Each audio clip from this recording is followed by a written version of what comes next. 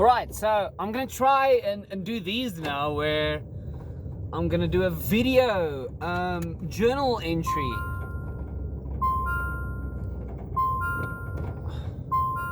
So my car is picking up the water that I just bought on the passenger sit black seat. There you go, water nice and safe with the seat belt. Because ultimately you want safety first when you're purchasing something that will hydrate you. It's really important to be hydrated, and this will also allow you to continue with your day-to-day lifestyle. So I understand my car's, worry, in my personal well-being. I think it's quite a nice feature this vehicle has to make sure, listen, you've just purchased 25 liters worth of volume of, I should have turned left over there, shit. Okay, so I've got 25 liters worth of hydrating juice here on my left. And I bought a credenza. Okay, you are really old when you get excited about things like credenzas. And for those of you who is not familiar with office furniture, credenzas are cabinets / little tables that can be used for all type of various storage items. So I saw this credenza. I love saying the word credenza. It's such a cool word, credenza. It's got like all of your, powerful consonants, Z, credenza. Woo! I don't know what's in this thing, because it sounds like there is a lot of items in it, so I might have purchased someone else's files. So now I'm gonna have to find out if there's paperwork that will wait for me on Monday morning. It comes with the credenza, because you're buying another person's paperwork. It's a risk you take when buying a credenza. So I'm gonna be hydrated, and I will be able to file all of my documents and items that needs filing and organizing. So I need to stay hydrated while I organize my life, because currently things are everywhere and I don't know what things I should take on and let go. Ideally you want to create as much order as possible so you know where to go find your problems if you have any. So that's what happens when you're recording on your cell phone in a vehicle with all of these things in your car. People can potentially phone you as well. But where I was going at is where do you prioritize, what do you prioritize? So if you see specials on the internet, what are you going to buy? Why are you buying it? It's weird to actually keep trace on what type of items you spend your money on, food, and what type of expenses do you feel like taking on? What type of risk taker are you with regards to your expenses?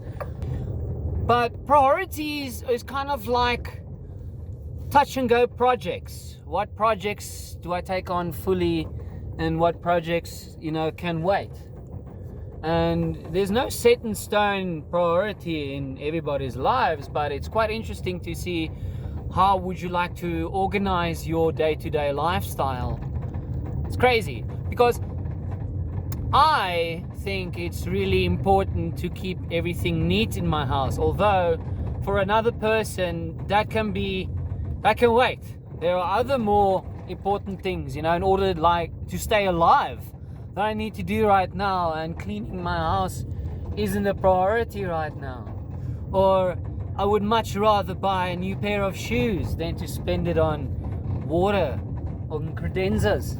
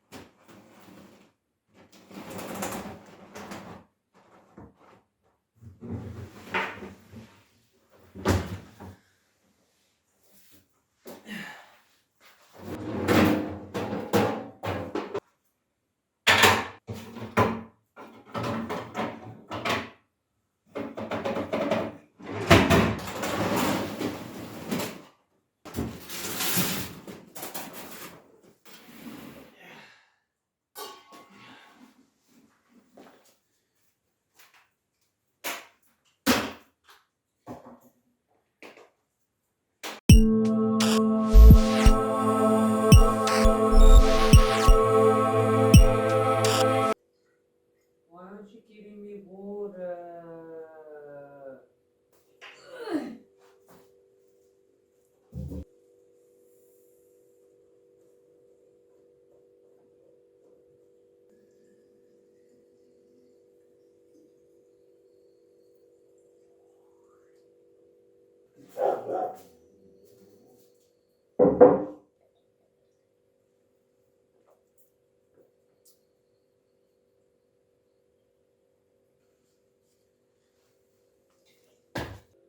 How do you choose to spend your money and your time on what? And we all got different priorities, but we all have different things that we consider as priorities, which makes life interesting. But I couldn't help but think about something my uncle, Wimpy, always says, and is you're the architect of your own future.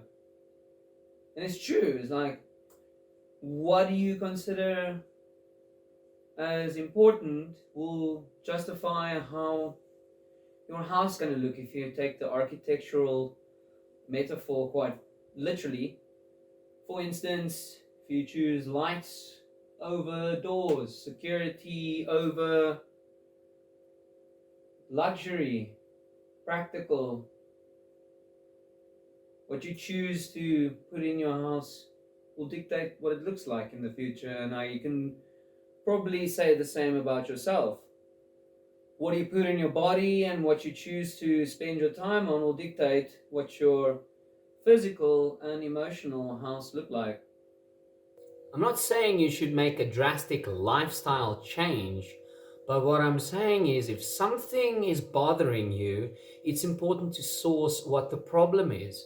So if we go back to the house metaphor, if you have a security problem and there's continuous, security problems in your house, wouldn't you would like to invest in more security things, which makes more sense? So why would you continuously buy new things if there's a security problem? So use yourself as an example. Whatever I choose to allow in my body mentally and physically, and if there is continuous problems that I have mentally and physically, am I going to alter my life in order to streamline those problems? Okay, am I going to adapt towards those problems in order to avoid them? So if there's a security risk mentally, what is the risk and how am I going to overcome it? If there's a physical risk, if you're not living healthy, well, what are you going to do to continuously be healthy?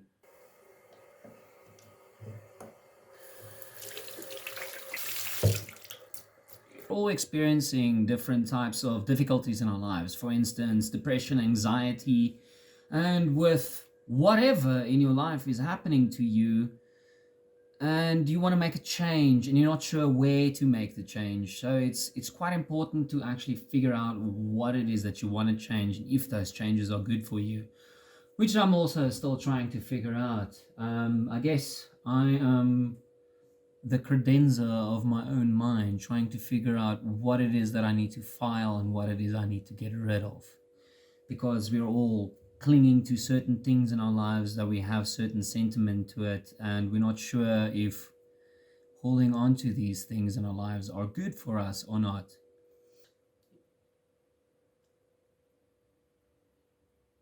If you continuously do the same thing, expecting different results, you're slowly but surely spiraling into a world of insanity. If you don't address the problem, you will not know how to overcome it, and you'll continuously having the same problem or make it worse. So it's up to us to try and organize and prioritize and see what it is that we need to work on, what it is that we don't need to work on in order to stop feeling certain things we are feeling. For the first time in my life, I'm experiencing what anxiety is and what depression feels like and what it's doing to you. And the only person that can help you out of it is you, me, my personal self. And if you're trying to actually compensate and think to yourself, oh, the world will figure itself out, not. The world will find a way to surprise you.